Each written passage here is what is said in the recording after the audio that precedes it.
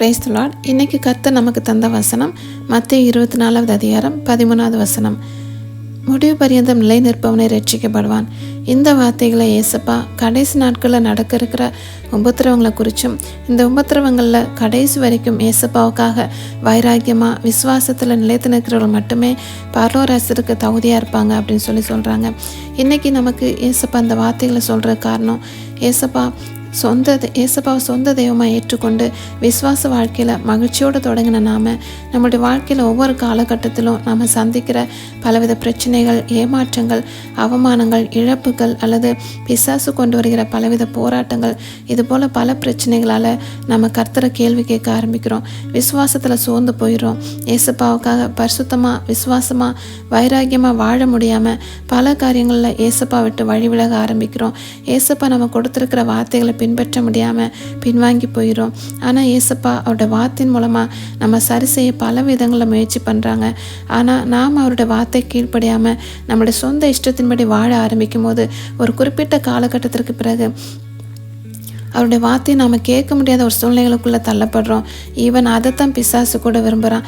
அப்படிப்பட்ட சூழ்நிலையில் ஆண்டோட வழிநடத்தல் இல்லாமல் நம்ம சொந்தமாக வாழ ஆரம்பித்து சொந்தமாக தீர்மானம் பண்ணி நம்மளோட வாழ்க்கையை ஆண்டவர் நமக்கென்று நியமித்த பாதையை விட்டு வழி விலகி நம்ம தவறான பாதைக்குள்ளே போக ஆரம்பிக்கிறோம். ஆரம்ப கட்டத்தில் நமக்கு அது சந்தோஷமாகவும் ஈஸியான பாதையமாக தான் இருக்கும். ஆனால் அதன் முடிவு நரகமாக இருக்கும்.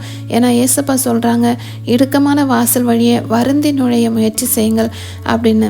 ஆண்டவருக்காக பரலோகத்தை நோக்கி நம்ம நடக்கணும்னா கண்டிப்பாக அந்த பாதை நெருக்கமாகவும் இடுக்கமாகவும் தான் இருக்கும். பைபிளில் 2 பேரை பற்றி நாம் வாசிக்கிறோம். தன்னுடைய சொந்த விருப்பத்தை தேர்ந்தெடுத்த யூதாஸ் காரியோத்து. ஏசப்பா சில சமயங்களில் வார்னிங் கொடுத்துமே கீழ்ப்படியாமல் தன்னுடைய சொந்த தீர்மானத்தின் மூலம் தவறான பாதையில் போய் தன்னுடைய வாழ்க்கையை பாதியிலேயே முடித்து கொண்ட யூதாஸ் காரியோத்து.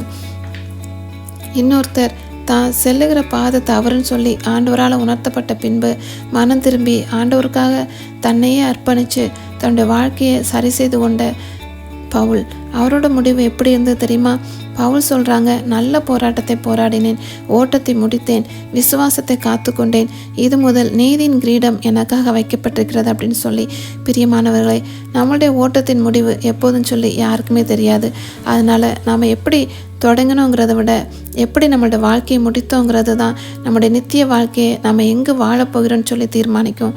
அதனால் ஒவ்வொரு நாளும் இன்றைக்கான நாள்னு சொல்லி உணர்ந்து பரிசுத்தத்தை காத்துக்கொள்வோம். ஆண்டோடைய வார்த்தைக்கு கீழ்ப்படிந்து கடைசி வரைக்கும் விசுவாசத்தில் நிலைத்து நிற்போம். நீங்கள் கர்த்தரால் தெரிந்து கொள்ளப்பட்டவர்கள். ஆமேன்.